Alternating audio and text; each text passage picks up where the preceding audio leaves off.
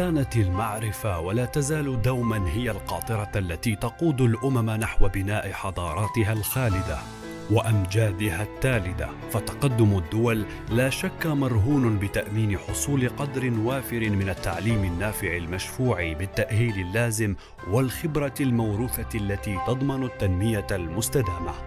واليوم تعيش أمتنا عصرا يشهد تطورا سريعا في جميع مناحي الحياة بفعل مجموعة من العوامل والقوى المؤثرة في مجال العولمة والثورة الرقمية. وبلادنا الجزائر في حاجة ماسة لمواكبة سير التقدم في مختلف المجالات بغية بناء مستقبل مزدهر لأبنائها والأجيال المستقبلية. وفي ظل الأزمات وصعوبة الظروف المعيشية تتسابق الدول لاستقطاب الخبرات العلمية والأيدي العاملة الماهرة المدربة، فلقد بلغت عدد الكفاءات الجزائرية خارج الوطن أكثر من 400 ألف كفاءة في مختلف التخصصات، منهم المهندسون والأطباء ومنهم الباحثون في أرقى المؤسسات العالمية. واليوم تعمل فئة من هذه النخبة العلمية في منظمة إيناس بالتعاون مع كل الكفاءات الوطنية لترقية البحث العلمي بالجزائر والنهوض بالبلاد للمساهمة في التأسيس لاقتصاد مبني على المعرفة. وإيناس هي منظمة علمية غير ربحية هدفها نشر العلم والمعرفة والنهوض بالجزائر من خلال مشاريع تخدم البلاد في مجالات شتى كالتعليم عن بعد والصحة وحماية البيئة وتكنولوجيات التسيير الإلكتروني والطيران ومجالات علمية أخرى. غايتنا هي ازدهار وطننا والارتقاء به إلى ساحة الدول المتطورة بإنشاء جهد علمي تتضافر فيه الجهود وتجتمع فيه الكفاءات ويبنى عليه التغيير الذي يحلم به كل الجزائريين. تأسست إيناس في عام 2016 بمساهمة مجموعة من الخبراء الجزائريين الطموحين، وهي تضم اليوم أكثر من 500 عضو، وتحتاج لدعمكم لمواصلة مجهوداتها. فلا يخفى لأحد أن المشاريع العلمية ذات نظرة بعيدة المدى تحتاج لإمكانيات كثيرة، ولذلك ندعوكم لدعم مبادراتنا بالتبرع في سبيل الله اقتداء بما أمرنا الله عز وجل في باب التعاون على البر والتقوى. قال الله تعالى في سورة المائدة: وتعاونوا على البر والتقوى ولا تعاونوا على الإثم والعدوان. وقال تعالى في سورة البقرة: الذين ينفقون أموالهم بالليل والنهار سرا وعلانية فلهم أجرهم عند ربهم ولا خوف عليهم ولا هم يحزنون. The International Network of Algerian Scientists, INAS, is a non-profit organization founded in 2016 by Algerian academics and professionals residing in the USA. The motivation is to pay back the homeland and help elevate the level of education in Algeria. INAS's mission is to network Algerian competencies worldwide with counterparts in Algeria. Among its activities, INAS has organized a significant conference that took place outside of Washington, D.C., USA in 2019. The conferees identified several need areas in Algeria and agreed to work on 10 different projects covering areas ranging from education, healthcare, to agriculture and ecotourism, to name a few. The work is ongoing and progressing. INAS is adopting the most contemporary and proven scientific methods to address these issues. INAS's humble beginnings included a few members. Today, it accounts for hundreds of able Algerians from the world over. Their goal is to participate in the rebuilding process of our new Algeria. These able and proud Algerians combine diversity and expertise with benevolence to set a path for a bright future in Algeria. INAS uses a top technology platform to allow members to collaborate and exchange knowledge. As an organization, INAS has different departments that ensure professional support to all its members, projects, and events. We welcome all Algerian competencies worldwide to join us in our noble mission. Algeria is bigger than all of us. Let's stand up and be counted today.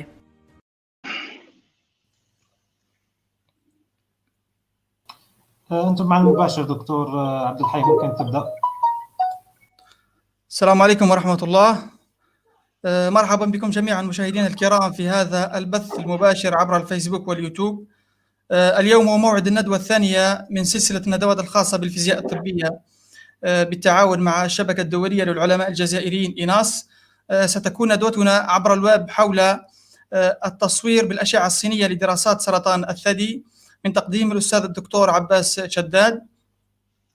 الدكتور عباس شداد هو أستاذ مشارك في علوم الكمبيوتر ورئيس مجموعة مشروع البيانات الضخمة بقسم علوم الحاسوب بمعهد بلكينغا للتكنولوجيا بكارلسكرونا بالسويد. حصل الأستاذ على الدكتوراه من كلية الحاسوب والهندسة بجامعة أولسرا في إيرلندا الشمالية بالمملكة المتحدة. كذلك عمل في مرحلة ما بعد الدكتوراه في جامعة أوميو بالسويد، وكان أيضا منتسبا إلى معهد كارلولينسكا في ستوكهولم لعدة سنوات. منذ أكتوبر 2015 التحق بمعهد بلكينغا للتكنولوجيا في كارلسكرونا بالسويد كمحاضر أول بقسم علوم وهندسة الحاسب الآلي، حيث يعمل الآن كأستاذ مشارك. Assalamu alaikum. Welcome to all our dear viewers to this live broadcast on Facebook and YouTube. Today we are starting our second webinar series of medical physics, which is the second which is in the cooperation with the International Network of Algerian Scientists. Our second webinar will be on the X-ray imaging for study on breast cancer. Our speaker is Dr. Abbas Cheddad. He is Associate Professor in Computer Science, Group Leader of Big Data Project at the Department of Computer Science, Blekinge Institute of Technology, Karlskrona, Sweden. He did his PhD at the Faculty of Computing and Engineering at the University of Ulster in Northern Ireland at UK. Also, he worked as a postdoc at EMEA University in Sweden, and also was affiliated with the Karolinska Institute in Stockholm for several years. From October 2015, he joined the Blekinge Institute of Technology in Karlskrona as a senior lecturer, Department of Computer Science and Engineering, where he holds currently the title of Associate Professor or Docent. So you are welcome, Dr. Abbas, and you have the talk now. Thank you very much, Dr. Abdelhai. And first of all, Assalamu alaikum wa rahmatullah. This is Abbas Cheddad, and before I start the talk today, I would like just to thank إيناس الشبكة العالمية للعلماء الجزائريين for their kind invitation and for supporting this collaboration with or linking Algerian scientists abroad back to their country, which is very good initiative. Yeah, and I hope all the best to the association. Yeah, so today's talk is about the X-ray imaging for studies on breast cancer. Let me first stress out that I'm not a physician and I am not a physicist. I am a computer scientist, but I had the opportunity to collaborate and work together with top world scientists in medical field, epidemiologists and statisticians and physicists. And by this talk, I would like just to bring my experience to the view and to share the experience that I had back then at Karolinska Institute. Okay, this is my contacts, and since the video is recorded, therefore, if you want to contact me later on, you don't need to write this down. You can just view the video later on. It will be uploaded, I think, to YouTube. And you have all my contacts here if you want to contact me regarding any collaboration or any questions about that.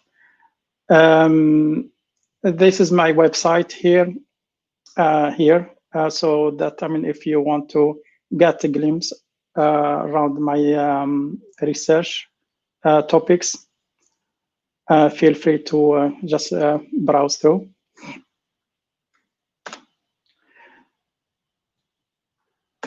Okay, so I have this slide, and I would like just to stop for a while here.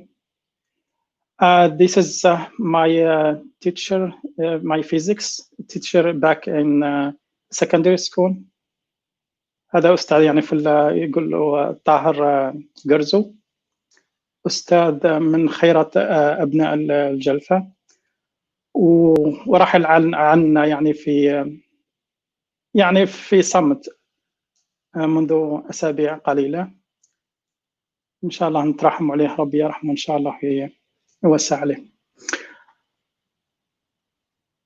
And this will be, as I mentioned here, it's a dedication to my physics teacher back then in the secondary school. He passed away a few weeks ago. So may Allah bless his soul, inshallah. All right. So a little bit about myself. I'm now residing where I am sitting right now. I'm sitting at this place here called Karlskrona. It's in the southern part of Sweden. And I am working here at Blekinge Institute of Technology. The campus has two different locations, one at a different city called Karlshamn. And this is the building of the campus there. And the main campus is this one here. My office should be right here, where I am sitting and talking to you now. And of course, like in Sweden here, like when we want to show the campus, we show it like in spring when everything is green, because in the winter, everything is like white. So this is the main campus, basically. And I am here beside my teaching and the supervision of master students. I am leading a group here composed of lecturer and PhD students on big data analytics for image processing. And we do constantly like work together with companies. So we have these industrial projects to make the research applied, not just theoretical. And we are like working together with these three main companies. Archive Digital is a Swedish company. Its main business is to digitize historical documents. So we are working on kind of OCR, optical character recognition, and and word spotting, and that kind of topics. We are also like working with Sony Mobile here in Sweden, and also with the JKN Aerospace, which manufactures aeroplane engines.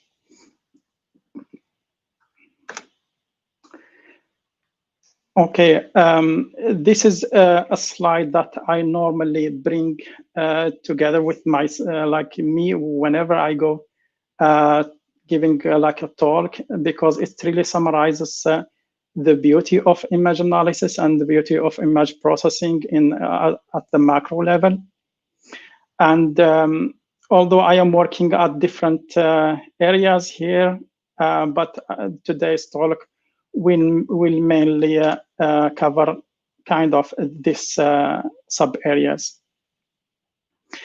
I did work back then, on light microscopy or like optical projection tomography, and the intention was here, to at the beginning, for this talk, to cover this area and this area. So therefore, at the beginning we had these two topics. but later on we just summarize it, or like restrict it to this area alone. So we'll talk about X-ray imaging in the medical field. So it's in the radiology, basically. So this is a kind of a question that I bounce back to you. Have you ever like contemplated the use of X-rays in mammography screening? Did it like cross your mind? Because nowadays, we know about this technology, but some probably don't know what's the use of it in mammography or breast screening. The use of it is like, it will come here, but the use of it is like based on the necessity that we are having kind of like a chronic disease striking women worldwide. So in here I have the statistics, half like million deaths of breast cancer in the world each year. And this is really like a good motivation to work around this topical research. So why we do that? We do that, to detect abnormal physiological changes or signs of tumor in earlier like information that could probably save lives. And this is what we call here risk prediction. We are not here this talk is not like about detecting tumor per se. It's about risk prediction. So we have like a model that it follows women and it categorizes them. We'll talk about that later on in more detail. And how we do that? We do that by examining the X-ray images of the breast and doing some post-analysis of that. And this three here, the question here and this answer here, this correspond to the what, why, and how we do the X-ray mammography for women. So hopefully this answers that. And by saying that, I will just go through now the outline. I divide it into these three three categories. First of all, I will just give like a brief insight into the X-ray technology. I know that among the audience here, there are many who are like don't have this background in the physics, so I have to balance that. And then I will talk about the breast cancer studies that are tackled using X-ray imaging. Finally, I will show you like the software that we have, and it's a free software that is available for public, and also some data set and open machine learning challenges that one could take with him, for further studies. And they are all like online, and I will show you like the links later on. Then I will show you the references for your need later on. Yeah, so the first X-ray or the first photographic, the first photographic image that it has been like known worldwide is the X-ray image from this German mechanical engineer called William Röntgen. And Röntgen, he's the guy who invented the X-ray in the 19th century, so 1895, towards the end of the 1895, November, December, in that period. And the first thing, he visualized, or he imaged the hand of his wife, Bertha, they call her. And later on, by 5 years, he was awarded the first Nobel Prize in physics. Okay, and you can see here, I mean, it's not, I mean, with our current technology, this one, it's nothing. I mean, it's not a good quality image, it's not good quality X-ray, but at that time, it was really something out of the blue. It's like something coming from outer space or something like that. I don't know, I mean, what was the reaction of his wife to see her skeleton, but nobody talk about that, I think. Yeah, so the X-ray, if we take like a cross-section of the X-ray tube, this is basically, I mean, the X-ray device, and it has a chamber here. First of all, it has a casing and a chamber here filled with oil. And the oil here, as I mentioned, I think here, yeah, it's for isolation and to make it as a shield. I mean, for the to not like to not to block the X-ray radiation from going outside. And also it's like for insulation and cooling. It has this, the main things are like the cathode and the anode here. So the first thing, I mean, that there will be like a high voltage beam sent like from the cathode here towards the end tip here of the anode, and then the X-ray will be generated here and go through a small tiny window here to the patient or the organ that we want to examine. So this is a window, and underneath it should be like the specimen or the sample that we want to visualize.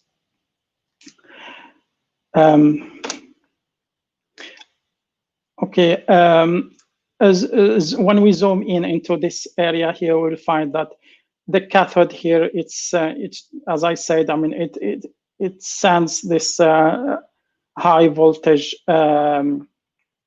negative charge towards the anode, which is like the positive charge. So the electrons here will be attracted, I mean, to the anode in this area here. And once they hit the anode here, they generate what we call the X-ray photons.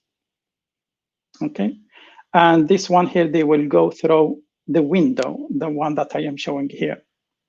Okay, in here there is like an arrow here that it shows that this anode is rotating continuously, and that's to avoid heat.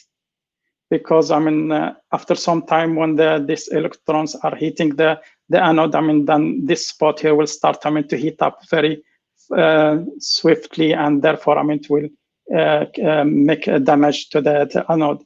Therefore, I mean, a way for cooling here is to rotate it, to give it like an ample time to cool down. And the rotation is done through this motor, which is like yeah, it's done, I mean, using like induction here, because in here you have some magnets to make the vibration, I mean, the lowest possible. And here, like once the X-rays are generated, they go through this tiny window, and this tiny window here, it's sometimes or most of the time, it's created using aluminum. So it filters out small or low energy X-ray photons, because it will allow just like the high energy photons or like X-ray photons to pass through to the sample to visualize. Yeah, and for the small ones, not small, for the low energy photons, they will be blocked right here to avoid high dosage or high radiation for the patient. When it comes to the result or the output of the X-ray technology itself, it manifests itself in different modules, or different. It's embedded in different devices. So this is one of them is the radiology here for the chest X-ray. You have the fluoroscopy, you have the mammography, and you have the computed tomography. The one that I have here with the box, red box here, is the one that we will focus on for this talk. The X-ray for mammography is this, it's acquired, the acquisition is done using these devices. This is an example of an analog mammography scanner. This is like used back then. It's the model is halogic, I think, and I think in Algeria many of the health centers, I mean, they are still using the analog mammography or mammograms. But recently, I mean, since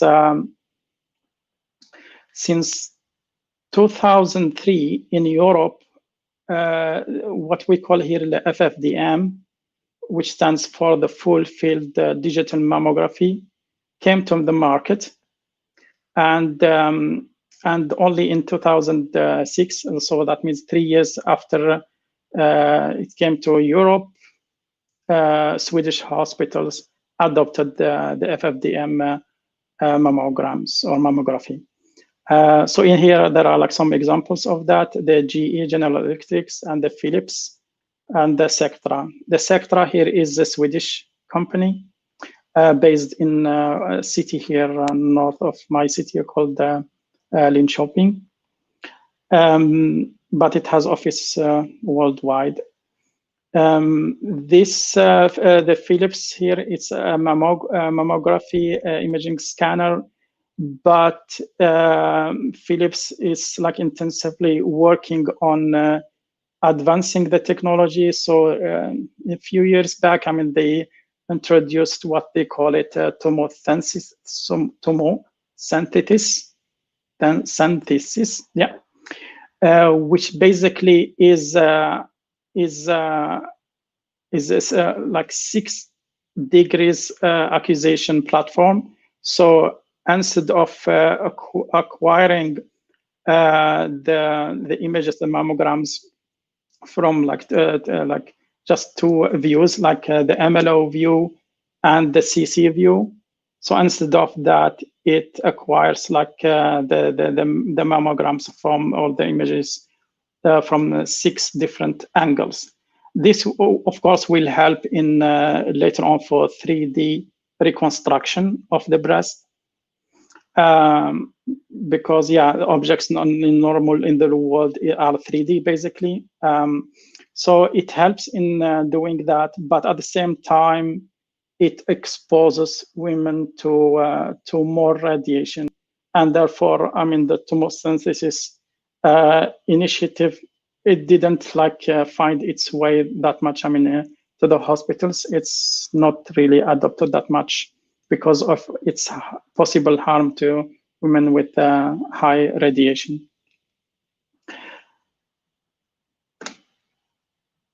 Yeah, and now I will talk a little bit about the old version of the mammogram scan or the X-ray scanners, which is the film-based mammogram device, the one that is shown here. And here you have this platform or the plate here, and inside it here you will have a cassette. Cassette is basically composed of this film that we are used to. So when you go to do like a scan, like at the radiology department, then you will get something like this. Whether it's like for the breast or for the chest or for the whole body, you'll find it like in this form, like with a floppy piece of plastic, and that's inserted into this the cassette here. And this one here, it's composed of these different layers.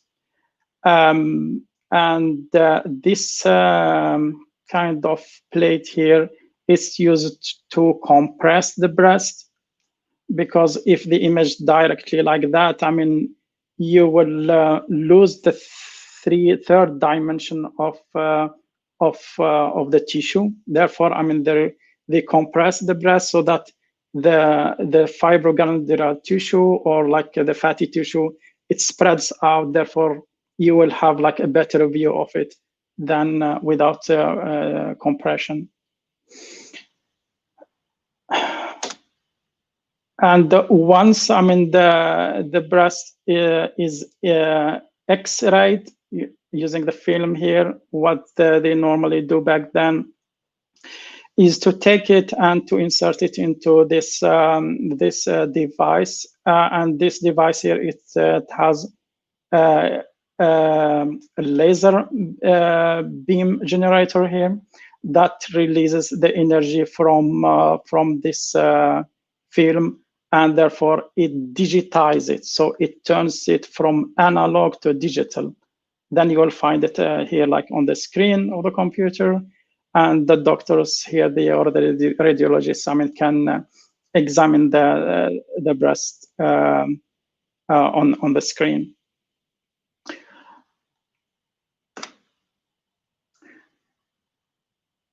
Yeah. This is for the film or the analog X-ray images. Now we'll move on to the FFDM, or the full field digital mammograms. I will show you like an example of all of them. This is like an example of the digitized screen film. I say digitized to not the screen film, because the screen film is this one. And once, I mean, we put it into this machine and it generates the digitized one. And usually it comes with a tag here for the patient information, patient name or patient ID. It's printed out on the film, therefore it will appear in the digitized form. In the recent era here, every like hospital, they moved like to the FFDM, the full field digital mammograms, and therefore, I mean, this process of taking it and then scanning it to digitize it, it's done automatically. So it's the FFDM by itself. It generates the X-ray images and sends that, I mean, to the computer straight away. In here I have these dates here. This is the dates that I mentioned before, that in 2003 it was introduced to Europe, the FFDM X-ray imaging, and in 2006 it reached to the hospitals in Sweden. I'm really not sure about the situation there in Algeria, if they are still like using the analog, or they have moved, probably like in the big hospitals, they have moved to the FFDM. The FFDM here, it generates the X-ray images as a raw, in a raw format, that it looks like this. That is not for a presentation here, it's for a processing, as it says here, which means that the radiologists cannot use this one for diagnostic purposes. They will post-process this one to yield something like this, so that they can examine it. I mean, the radiologist can examine this.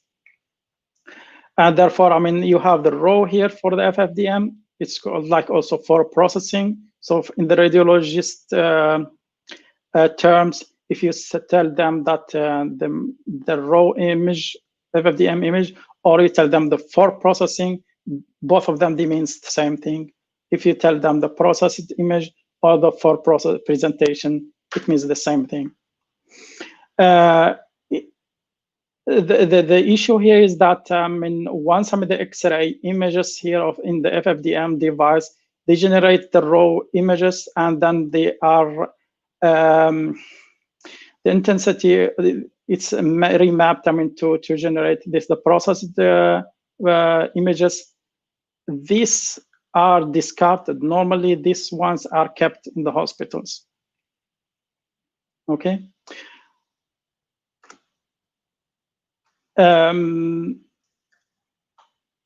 Okay, so here we are talking about the FFDM, and still, there was like some researchers working on the fact, they don't like it that radiologists or researchers are seeing the breast X-ray here as a two-dimensional image, because it's an object in real life, and therefore it should be perceived as a three-dimension. Therefore, they came up with different solutions for that. One of them is called the SEXA phantom, and the one who invented the SEXA phantom is John Shepherd, and I had the privilege to work with him back at Karolinska Institute when I was there. He was a visiting scholar there at that time. So he used this phantom. Phantom is this plastic device here with different depth. And it will be put together here on the scanner. And this is the breast, for example, and they will put it here so that when the X-ray goes, to scan, then it will scan with it this phantom, and therefore they can know the depth of the depth or the thickness of the fibroglandular tissue or the breast tissue here, based on relationship with the phantom that they have visualized here.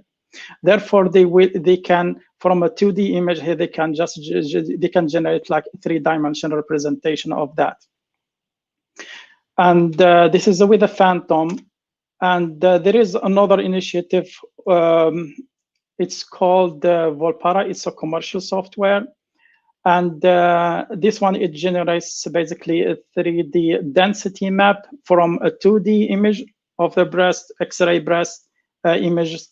And the one who invented is Ralph Hyman.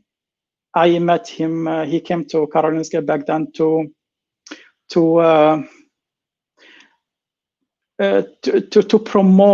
promote his company, that they call it Volpara Health Technologies, to sell to us his software to generate this basically the 3D map, and therefore to get the volumetric percent density. We'll talk about what I mean by percent density later on. Ralph Hyman, he's the CEO of this company, and his software is based on his PhD thesis at Oxford University. And he based it on the physics properties, together with the acquisition parameters from the X-ray imaging device, so that he can render this to this mapping. Okay, and why do they do that? Therefore, they do that to make it more precise in calculating the statistics of the breast here. Like, for example, this white tissue that you see here, we will talk about it. That's the ratio of this one to the total breast region is called the percent density. We'll talk about that shortly. Yeah, so he came to Karolinska, and we were discussing with him the software that we can use it for pilot studies, and therefore we have some publications with that. Yeah, okay. So now we move to this topic on the breast cancer studies, the percent density, PD, and the volumetric percent density. So the first thing that it comes to your mind probably is, what do I mean by percent density? Percent density is the ratio of this area, for example, the fibroglandular tissue, to the total area of the breast. That ratio is called the percent density, and it's found to be highly. It's one of the, or it's the first image-based measurement that's linked to the risk of breast cancer. So that ratio is always like used in for modeling. Of course, here the pectoral muscle here is removed, and yeah, this is the percent density, which is, as I mentioned again, it's just like the ratio of this whitish area to the total region of the breast. Okay, and the volumetric percent density is basically the same thing. It's like calculating this the fibroglandular tissue, but it's not from the 2D image, it's from the 3D density map that this company generates, right? So it generates that based on, as I mentioned, the acquisition parameters of the scanner, and it needs only the raw images. I will take you back to what the raw images are. They are these ones. The processed images are these ones. So the Volpara, or like the volumetric, the 3D map, that one, it generated from the images that it came straight away from the scanner, from the X-ray scanner, without any touch, without any like post-processing of the intensities. As it is, they take it and they generate the volumetric percent density. The problem with this software of the Ralph Hyman is that it works, as I mentioned, only on the raw images. And therefore, most of the data, the X-ray images of the breast that are available at hospitals, they are the processed versions of that. As I mentioned before, that normally it's a routine that they keep the processed images and they discard or throw away the raw images. Okay, so what we did here in one of the research or the publication that we did is that we used machine learning to train the model to learn the patterns from of the Volpara, of the volumetric PD, using the software from the raw images, and then we applied to the processed images that we have, right? So we have divided the set that we have into trained data set and validation data set, and therefore we have like another set for testing. So for the trained data set and the validation, we both have the raw and the processed images. We generate in this second approach here, as I mentioned here, we generate the volumetric percent density using the software that it came from the Volpara Health technology, right? So it gives us like a measurement from the raw images. Then we extract like features from the processed images, and together with the acquisition parameters, we try to mimic or to learn the model will learn the pattern of the volumetric percent density on the raw image. Okay, and it turns out to be like a valid approach here because we tested it like on the validation, it worked well, and then also we worked on like on the test data set where we don't have the raw images. As I mentioned before, that most of the data are kept in the processed form. And these are the guys that I work together with. they are well-known professionals. Perhal, Camilla Zen, they are both professors in epidemiology, cancer epidemiology. John Shepherd, he's now having his own laboratory at the University of Hawaii in the US. And Keith Humphrey, he's a professor of statistics. And me, myself here, I was the only image analysis there. So the combination of this circle here, or this knowledge through this circle here, it really was very fruitful. And therefore, I'm in this boosting this multidisciplinary research channel. So the work that I worked on, like back then, it was like from 2012 to 2015. So almost like about 4 years. We had about 2 million images. And there were 750,000 Swedish women recruited. So we have both the MLO and the CC images of these women, and we have all the information. The HRT, I don't know if this is like a technical term. It's the hormone replacement therapy. Status, we have the parity, we have the BMI, we have the age of these women, we have all, even the diet. I mean, what the exercise and the diet, all of that kind of information is recorded. In here in Sweden, it's a routine here that each 2 years women normally are called from the age of 40 to the age of 74. There is like a screening program here that they are called to the hospital to do a mammography screening each 2 years. Once, I mean, they reach to 40 years of age. In the UK, I think it's they call them for each 3 years, from 50 until 70. In Algeria, I don't know. I don't think that there is this kind of program at all there. And normally, they will appoint like 2 radiologists to examine this single like X-ray images like the MLO and the CCs, both of them. And normally, the radiologists, they come to an agreement.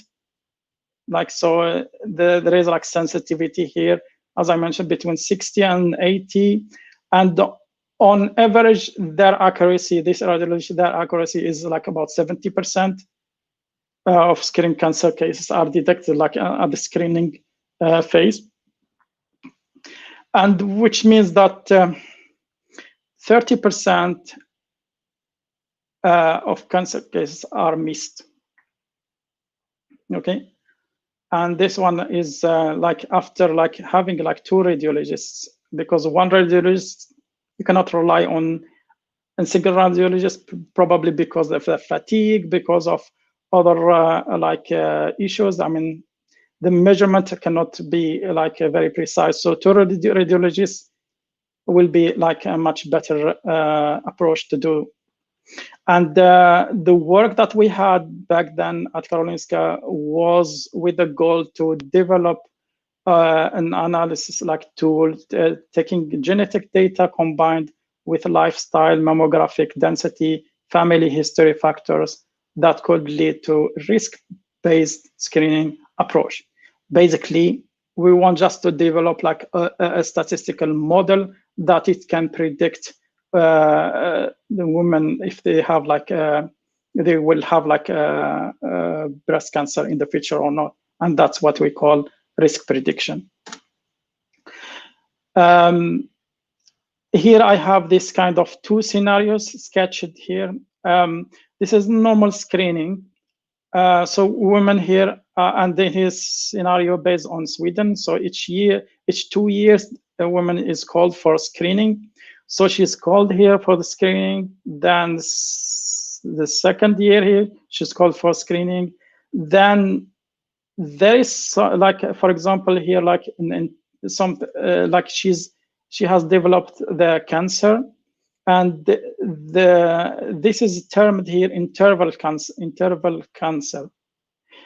If the cancer occurs and it's detected at the screening, we call that screening detected cancer. If it's in between the two screening calls, then it's called the interval cancer. And therefore, I mean, here, I mean, they will detect it, of course, here, because it occurs before that. So the risk prediction scenario here is that women are called like normal here, like from the age of 40 and each 2 years, then for screening, and then we will apply the model here, the second model, to categorize the women here into safe or risky. Okay, if she's like in the here I said risk category, no. If she's in the safe category, then she will continue with a normal path.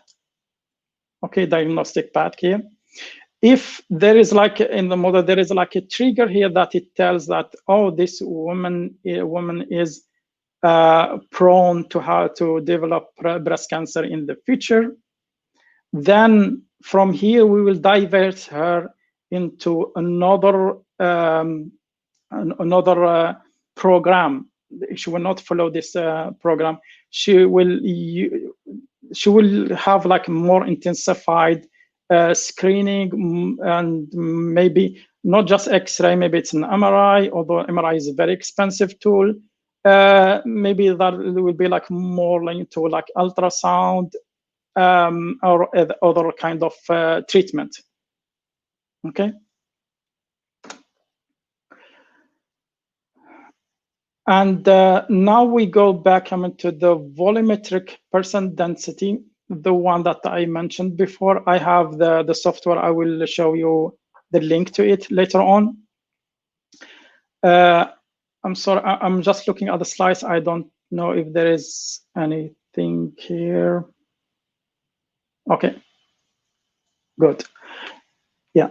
Okay. So the machines, or the X-ray machines that generated the data set, the one that I told you that we have 2 million images, and extract like from like 750,000 women in Sweden, and most of them, they are coming like, of course, like from they are all coming from Sweden. Most of them, they are FFDM images, and they are coming from different hospitals here across Sweden. And different hospitals means what? Means that they are using different machines, right? So we end up like having like different machines, like the GE medical systems. And for example, here the manufacturer is the GE, but it has different models and different station name. The Sectra, this is the Swedish company that I told you about. I mean, Sectra also, it has different model names, different models of the scanner, of their scanner, and Philips as well. It doesn't have, it's L30 for all of the models, but for the station name, it has different station names here. The problem here, as I will mention later on, is that these companies, they have their own processing algorithm to convert the raw images to the processed images, and they don't put that to public. They are business or like secret, or like yeah, it's like the manufacturer own secret.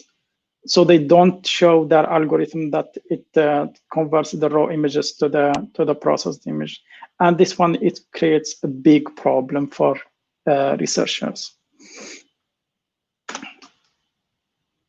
Yeah, and now here, I mean, what we have done is that we used, I mean, the percent density, and we used the volumetric percent density to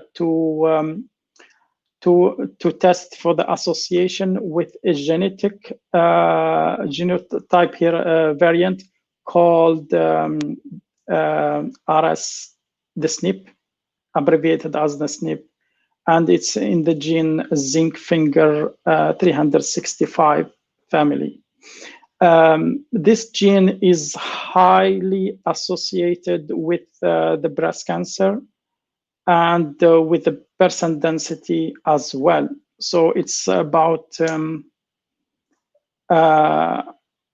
to the minus of 10 and 10 to the minus 36. This is the p-value. I mean, it's very highly associated with the breast cancer and the percent density. This is the SNP gene. And we have it coded as in categorical form, like 0, 1, and 2. And we try to test like with a linear regression here for the PD with this gene.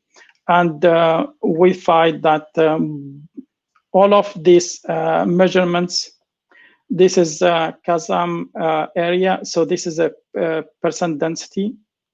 And this is the volumetric percent density that it learned from the Volpara. Volpara is the commercial software, as I mentioned, and it works only on the raw images.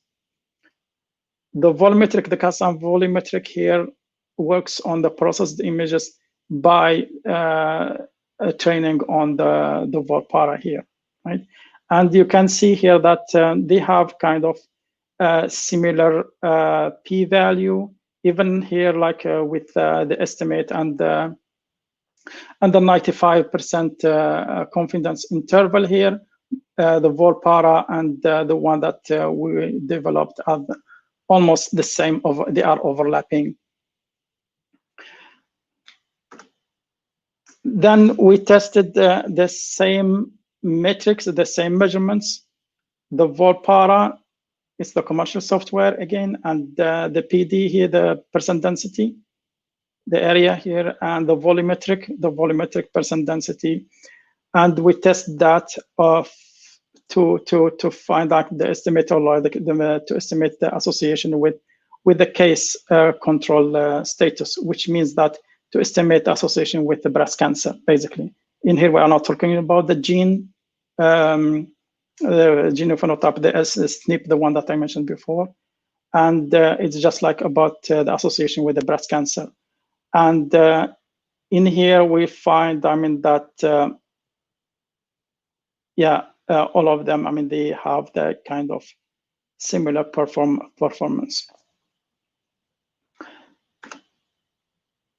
The publication is found here. I put it for reference, although I have a slide at the end for all the publications. And now we'll move to the breast cancer studies again, but we'll move to the MIP, which is the mean intensity of the pectoral muscle. So the X-ray images, the X-ray imaging, or the mammograms, generates this image here. It's of the breast and of the pectoral muscle. It's the muscle here. It appears only on the MLO images. The CC images, it will not appear. And normally, what it's the researchers, what they do the segmentation. So they segment the pectoral muscle here, and they throw it away. And they just focus on the breast, because it's basically it's breast cancer, so they focus on the breast. What will take them to the pectoral muscle? And everything happens by accident, because back then, I mean, we were like just looking at the film mammograms. Then we found that the film mammograms, they differ in their illumination, as I mentioned here. Even with the women having the same percent density, which is the ratio here of the white tissue here, the fibroglandular tissue, against the total region of the breast with the fatty region. All of them, they have the same percent density, but the pectoral muscle had these different levels of illumination fluctuation there. And we were kind of puzzled about that. Why does it happen? We looked at the device itself. The mammogram X-ray images device, and there is a sensor here under the cassette that it's called the AEC, stands for the automatic exposure control.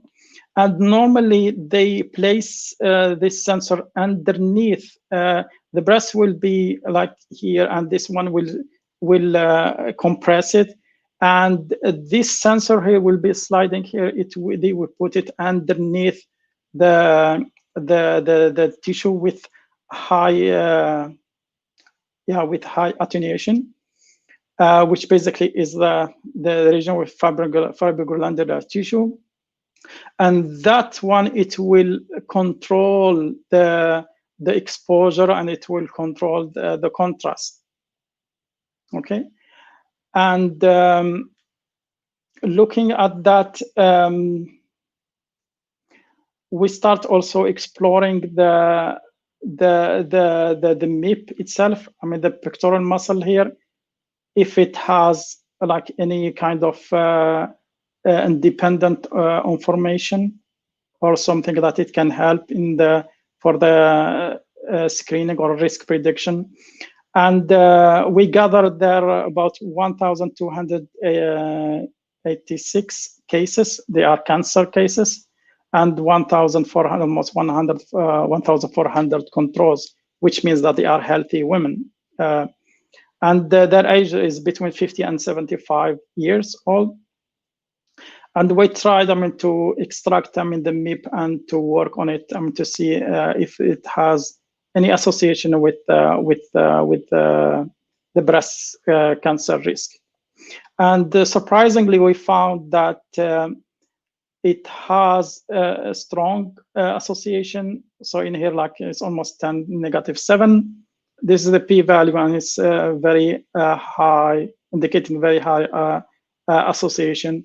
And this is after adjusting for the model or the regression model, after adjusting it like for the age, BMI, and PD.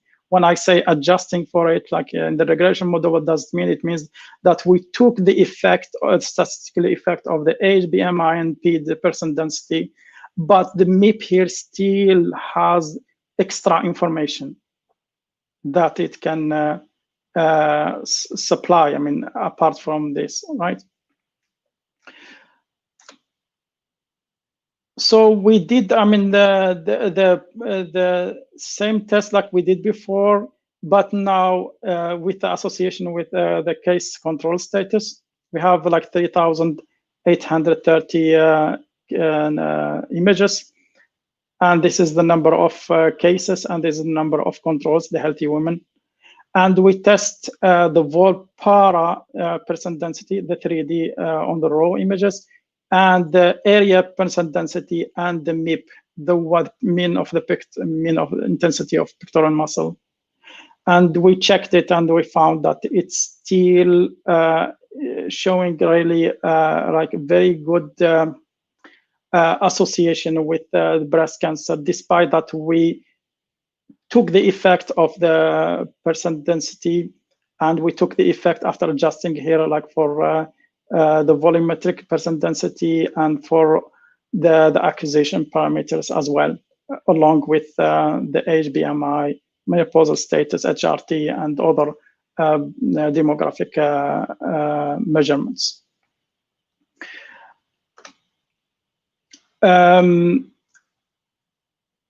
Like the previous studies, when we did this, test the association with the breast cancer status, we did the same thing, and testing the association with the SNP, which is the genetic variant here.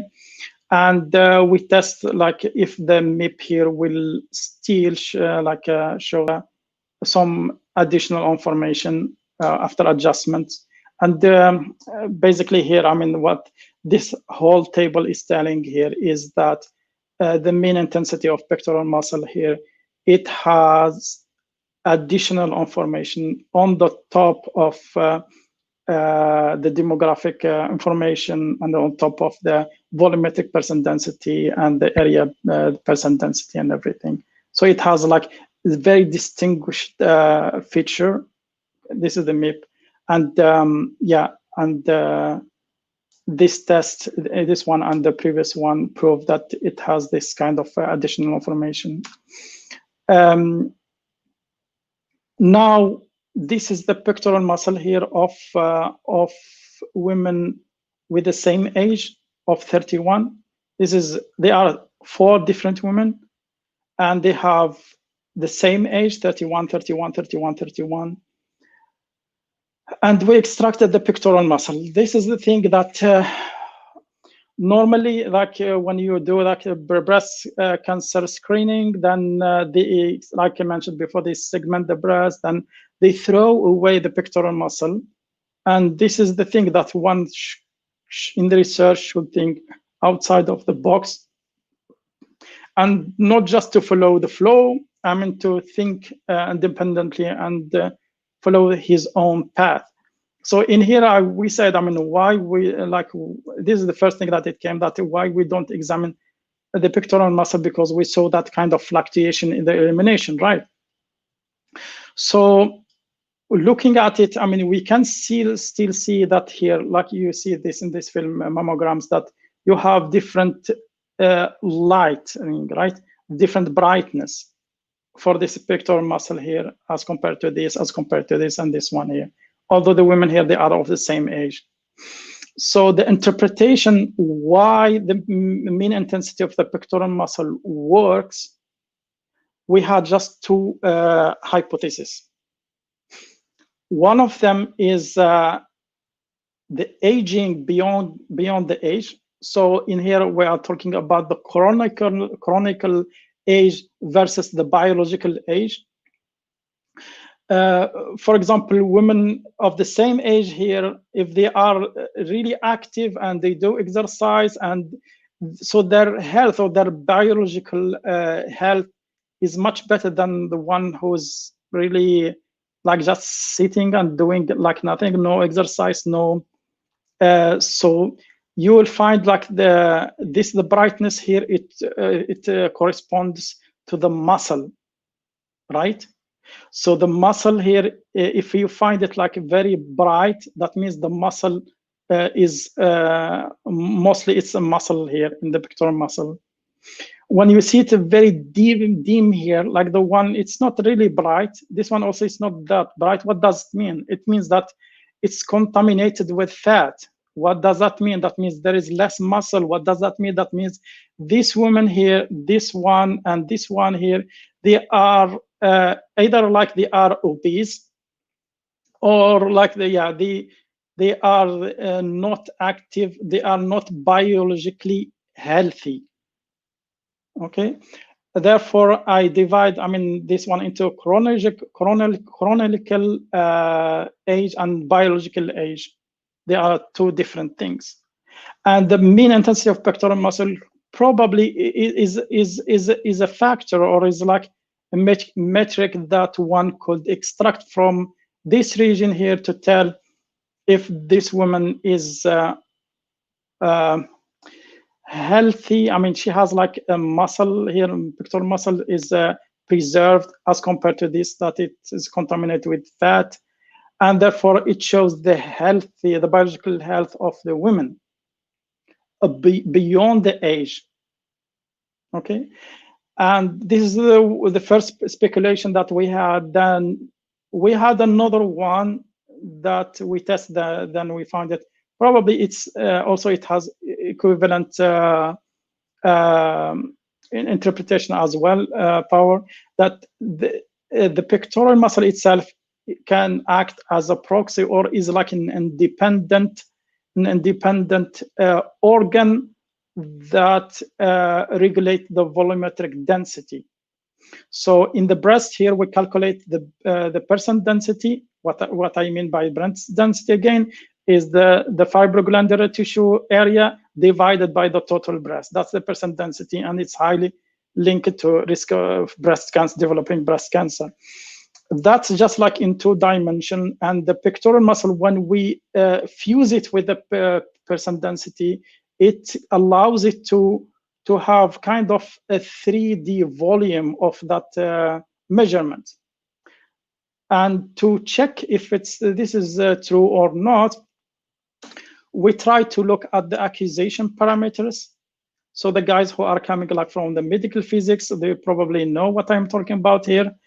So the X-ray scanners, all of them, they have in the header file of the image, output image, a record of the accusation parameters values for the scanner.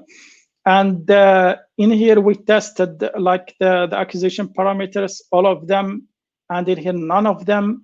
And then here the 9 best fitting models with 2 accusation parameters. And here we tested 2 at a time. We test the body part thickness and exposure time. And this one is the body part thickness, the relative X-ray exposure. And again, the body part thickness is the one that it's mainly we thought that it's relevant to the mean intensity of the pectoral muscle. Okay, because we said that it regulates the volume. What does mean? That it means it regulates the like the value of the percent density based on the thickness of the fibroglandular tissue. So the thickness here is a relevant term, so it's always present here, but we combine it with other X-ray parameters. Here the X-ray exposure, the exposure in AS, and the compression force. This how much compression force is applied, the X-ray tube current, the X-ray exposure. Then we test like only 2 models with accusation parameters, the body part thickness and the exposure time. So in here, like this is so the all 9 accusation parameters when they are in. So the residual deviance here is 800, almost like 900. And we want to try to see like the one that that it can explain this deviance, this residual deviance. So what we should look at here in the next experiments here is the one with the least p-value, because this one here, like 10⁻⁻16, it doesn't explain much of the residual deviance here. But this one, it's somehow the p-value is really removed like from 10⁻⁻16 to 0.01. So it's almost not significant, which means that this model here is the one that could explain the MIP here and explain most of the accusation parameters. And therefore here we could find that the body part thickness here and the exposure time, they are the one that they are linked to the mean intensity of the pectoral muscle. And when it comes to the what we call it here, the causal relationship, we can have this diagram. So the arrows here, they depict the influence. So genetic variant, they influence the true volumetric percent density, and they influence also the breast cancer risk. The true volumetric percent density, it influences the breast cancer risk, and it influences also the mean intensity of the pectoral muscle and the measured percent density. So the percent density and the MIP here, the mean intensity of the pectoral muscle, they are both of them influenced by the true volumetric percent density. So it's just like an imaginable value here that of the true volumetric percent density of the fibroglandular tissue, right? And this explains this measurement. Now the problem here is that how to combine these two, how to combine the PD and the MIP, because they are two different measurements. And so what's the weight for that? You can give like more weight to one of them. So what we came up with is that we use the normalized form of the percent density here, that the power of, it's like a square root basically. And the MIP here is the power of 4.9. And these values, they are coming from using the Box-Cox transformation, which basically it does this, it maximizes the log likelihood while minimizing the standard deviation to get you the lambda here, whereby when you raise it to the top, to the lambda, then you will get a normally distributed measurement. So this is basically, it's just like the Box-Cox transformation lambda that is generated as along with this one. The negative 13.7, it's coming from the association with the gene variant, the SNP, the one that I mentioned earlier, the gene variant SNP in the zinc finger family. We tested like different values, and this value, the negative 13.7, is the one that resulted in the highest association with that gene. And the gene is what you call it? It's machine independent. It's just like something in the human, so it doesn't have any artifact. So this is the way, if you want to combine the MIP measurements with the percent density, this is the way how to do it. Then you will end up with a single measurement. The publications here for your reference. And here I am about like to finish. I know that I'm taking so much time from you. And this is like just like another study that it's done with a doctor called Frederick Stand. He's one of my colleagues back then. And he studied he studied this based on these only two features.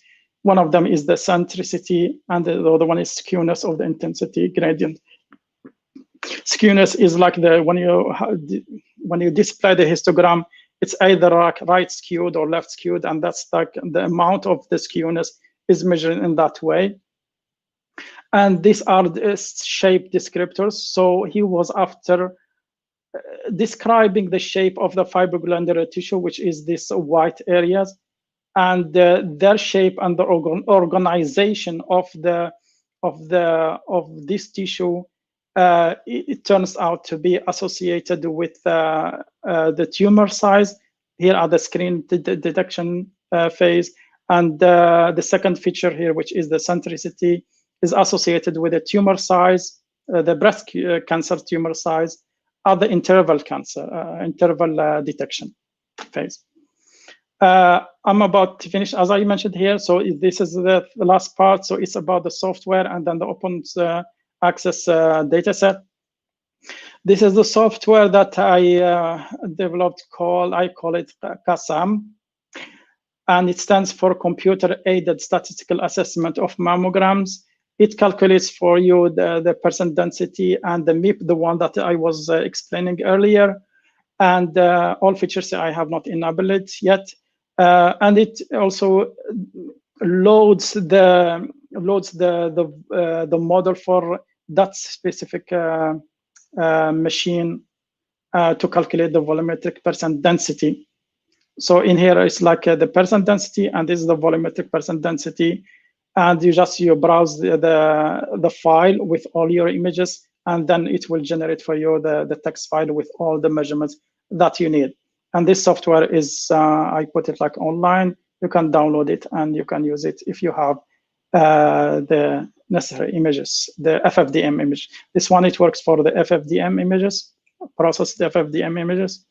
And this one, it's for the film based on the analog. Now the data set here, I have this called mini DDSM. I have like recent publications where I have this, my students here back then, I mean, they worked on estimating the age of women directly from the mammograms, because sometimes like when you have like study, like a larger study of breast cancer, you have the information from the women together with their images, X-ray images. The file of the information contains like the age, BMI, HRT use, the parity, all that kind of information. And if the age, for example, is missing from there, there will be like normally that kind of row, or that woman will be just discarded. Although she has like the X-ray and she has all the information except the age, then they will just put her away. And that one, it will be a loss for the studies, because you will end up with less number of samples. Therefore, I mean, some they use, I mean, the average of the age, and then they assign it to that woman who doesn't have the age, and that's not really practical and not really feasible and not good to do. A better way is to estimate, or to use machine learning here to estimate the age of women directly from the mammogram. That will be like a better estimate of the age. And in this paper here, we showed it like with an extensive experiments, that it's robust and it works well, better than the averaging. The complete mini DDSM, this is, I have it like on Kaggle. It has, I think, about 49 gigabyte. It has film analog images combined with age, BI-RADS score. BI-RADS score here is just like categorical representation of the person density. It's a standardized score. And the disease type here, whether it's like benign tumor, benign or like cancerous or healthy. And the tumor binary mask. So if there is like any tumor, you will have a mask around it, and that's recorded as an image. You will have all of this in that data set, and you can get it here. And this is now the open machine learning challenge. And this is, I think, it's almost the last the slides. Please bear up with me, because it's like very important, this one here for you. For the guys who are really working on imaging, this could be like a good venue or to work on.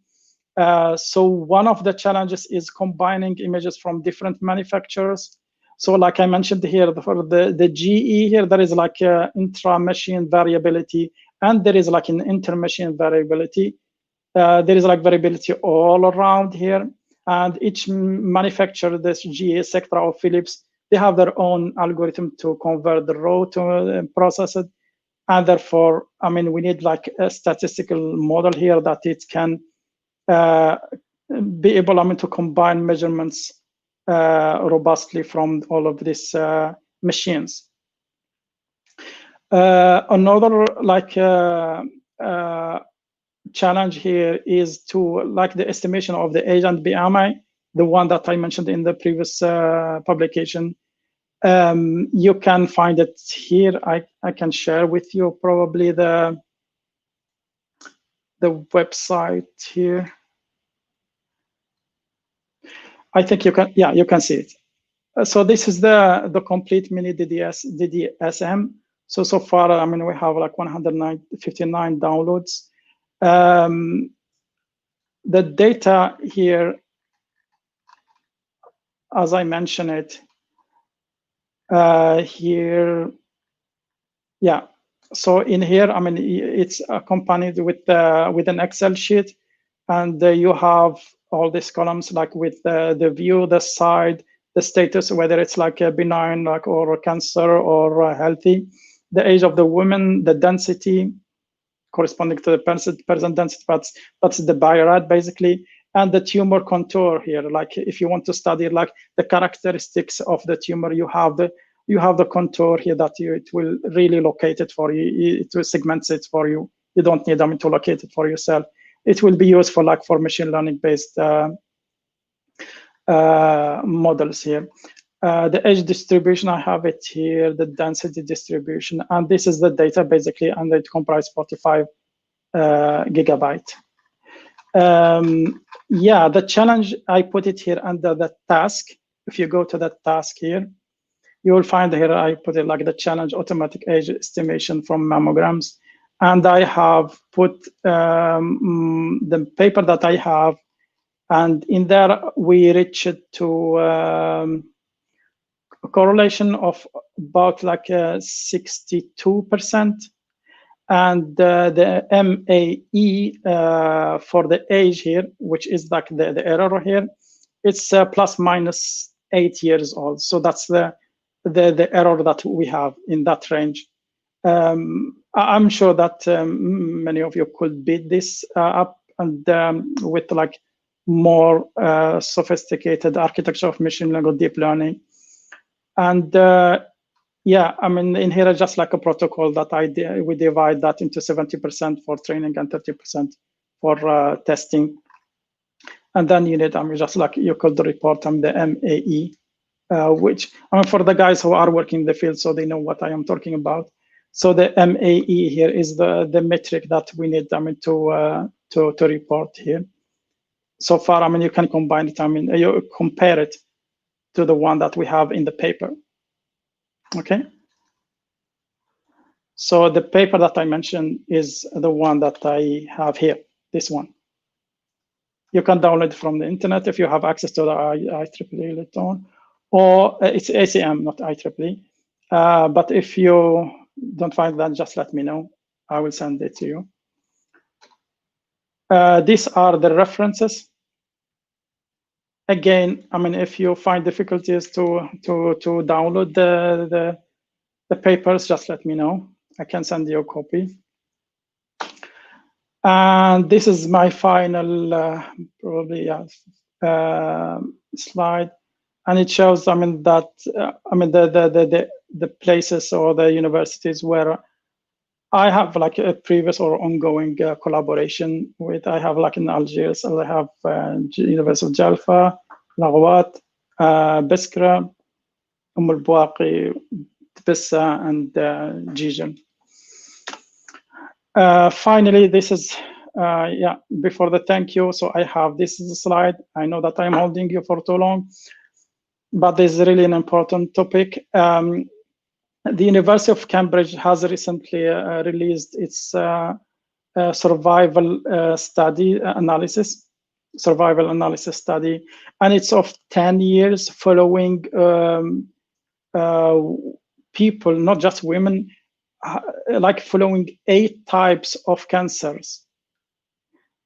It's not just the breast cancer, it's like 8 types. It could be like prostate cancer for men. It can be skin cancer. So there are like altogether 8 types of cancer. And what the study came up with after like 10 years of survival analysis, they found out, which is not really surprising, but yeah, you have to prove it anyway. So they found out that if, like, for example, here in our case here, the breast cancer, if women like are diagnosed like at the early stage, like stage 1 or stage 2, they are likely like more likely like to survive. Like in here, like we have 81% of them, they survive the cancer, as compared to the ones here that their cancer is detected late, at the later stage, stage 3 or the final stage 4, then they cannot do that much actually. Okay, so just 26% have survived the cancer. And this will lead us, I mean, to this note that the best protection is early detection. This holds true for all types of cancer. Thank you very much for your attention, and I'm sorry for taking too long. And yeah, we welcome now the questions if you have any question. شكرا جزيلا أستاذ عباس على هذا البحث الثري بالمعلومات. الآن question and answer. We have تقريبا لدينا 3 أسئلة. السؤال الأول هو how big are the raw image dimension and file size? the image? You are using DICOM, I think. Yeah, they are DICOM, but how big the dimensional file size? If I remember well, I'm not sure if he's talking about the one that I have online or the one that we used for our studies, I mean, back then in Karlskrona. Anyhow, the one that they are online, you will find they are 46 gigabyte. They are all film images. They are stored in PNG format. It's not DICOM, because if it's DICOM or like other format, it will really increase the size. So to make it available, so I just put it like in as PNG and compressed PNG format. If it's like talking about now raw, it means I think he's talking about the previous studies. And if I recall from 2012, yeah, I think for each image, it was like I think between 35, 50 megabyte for each image.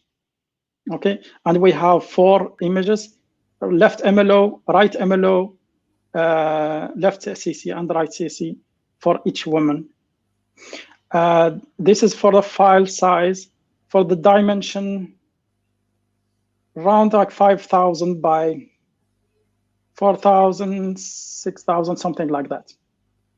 They vary between the manufacturers, the one that I mentioned there. I hope I have answered his questions. Yes, thank you. The second question is there any privacy concerns about using those images in Sweden? The second part is, are these data considered sensitive information? Of course. Is there any privacy concerns about using those images in Sweden? Now, when you say images, you have to refer me to which study so that I can answer you better. So now I am just guessing what you really mean here. Probably it's true or not. So probably what you mean here, if you meant, I mean, the one on the website, they are stripped from all the information, the patient information, so there is no information regarding the identity of women, the one that I have on the website. It has all information like the age and the biorad density, and those are not identifiable for women. Okay, so there is no concern there about the privacy. If you are talking about the one that we used back then at Karolinska Institute, that's regulated, I mean, by the protocol that we had back then. So the data set was stored internally at our institute, and there is like an administrator there. And once we researchers need like information from the mammogram images, they will send that, and they will just remove the name of the person or the woman, and they replace that with an ID. Then they can match it later on. So from our side, we don't know the women, but we have all that kind of information that we need, because women, we don't need that to do research. Yes. The third question is mammography the most effective technique for early breast cancer detection? And how dangerous is repeatedly screening 1 year interval can cause cancer itself? Has it been quantitatively studied? Because during 2 years, you said 7,750,000 women, Swedish women. Yeah. Yes. Let me break this one down into the sub questions. Is mammography the most effective technique for early breast cancer detection? It helps. It's not alone the most effective. I cannot say that, but it helps. It's really like an important variable in the equation for risk prediction. but alone doesn't make any sense. I mean, you have to combine it with other factors like the history of the breast in the family. The HRT use, for example, it has just 3 categories. Either they are using the hormone therapy, replacement therapy at the moment, they have used it before, or they never use it. This is like also important information to have it in the equation. You have the BMI, the age, and the other factors, and all together with mammogram features extracted from mammogram, together they combine, they form a good model for risk prediction. So we cannot say alone the mammograms are the most effective technique. I don't know about how dangerous is repeatedly screening. In here we have just in Sweden, it's each 2 years. I mean, they call women here for screening, and in UK, as I mentioned, it's 3 years. But in here, I mean, the radiation is. I mean, women are not exposed that much to radiation. They are not using the tomosynthesis, the one that I mentioned, that they take 6-angle X-ray images. That one, I mean, it's not really used in the hospitals at the moment because it exposes women to radiation. Apart from that, I mean, I don't think that there is a big problem of radiation exposure here. Yes. I have a question. You did the 2 million image from 750 Swedish women from 40 to 74.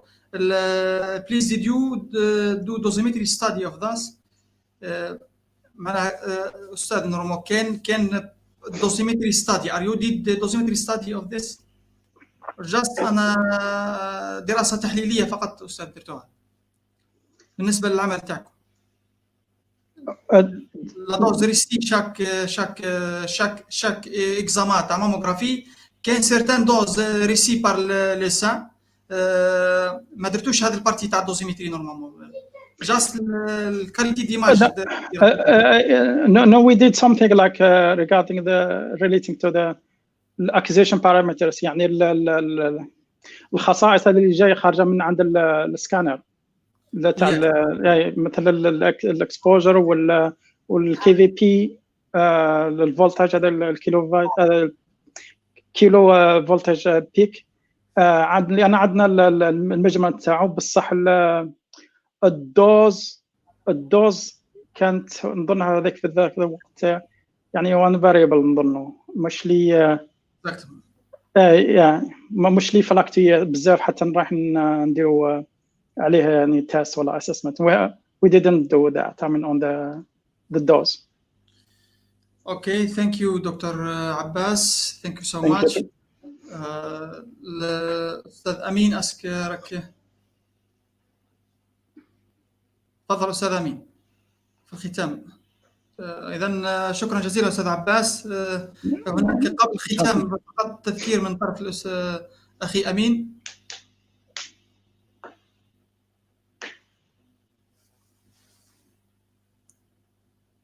لك الكلمة أستاذ أمين. السلام عليكم. شكرا. اسمح لي نحب بس الويب كام تاعي خاطر الانترنت هنا في وهران شويه طويله. شكرا استاذ عباس هذا الويبينار والمعلومات القيمه، وشكرا استاذ عبد الحي الاورجنايزينغ فور ذا ديسكوفري. مرحبا بكم. ان شاء الله الاسئله ربما لا كانوش بزاف تقنيه. ان شاء الله احنا مازلنا، لكن الاستاذ يقدر كشف النهار ونشوف على الوقت يزيد لنا شويه more details about the image analysis, the two techniques, the tools كيفاش خدموها بالطبع اذا كان عندها كشف عليه. واحنا مرحبا بكم وشكرا جزيلا. احنا نفضل باش يكون هذا الويبينار يكون مخصص مور تكنيكال، خاطرش المحتوى هذا احيانا تاع الناس يكون محتوى الجنرال بابليك واحيانا يكون للمختصين. اظن انقطع البث من طرف امين. إذا أستاذ عباس شكرا جزيلا، وإن شاء الله فرصة أخرى بإذن الله إن شاء الله. إن شاء الله. بارك الله فيك. في الختام أذكر جميع أعضاء إيناس بأن العمل ببرنامج يامر أنه قد انتهى، لذلك أذكرهم بالذهاب إلى عندي انقطاع في الإنترنت، سمحوا لي.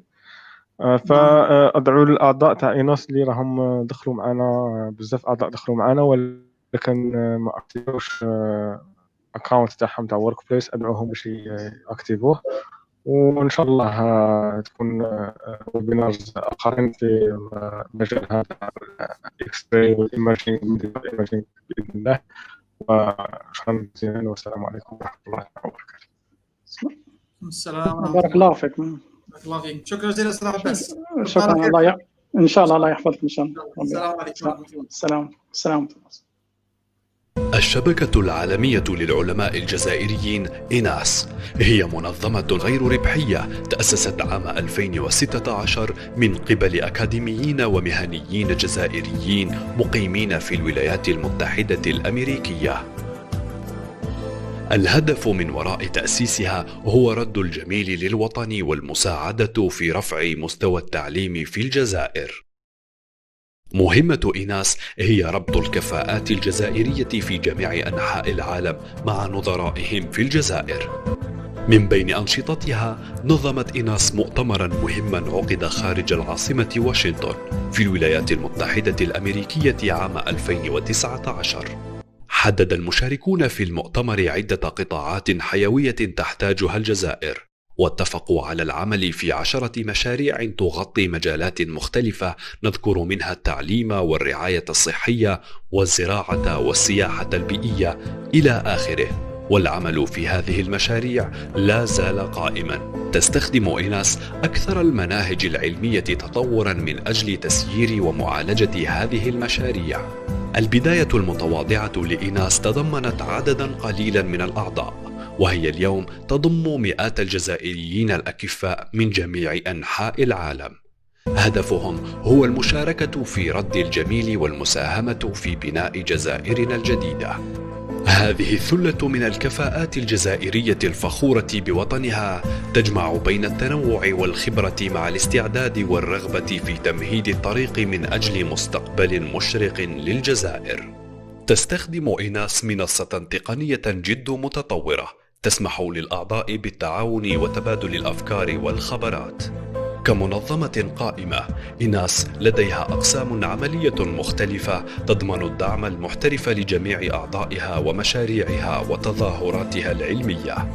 نرحب بكل الكفاءات الجزائرية في العالم للانضمام إلينا في هذه المهمة النبيلة. الجزائر أكبر منا جميعا، فلننهض ولنترك بصمة.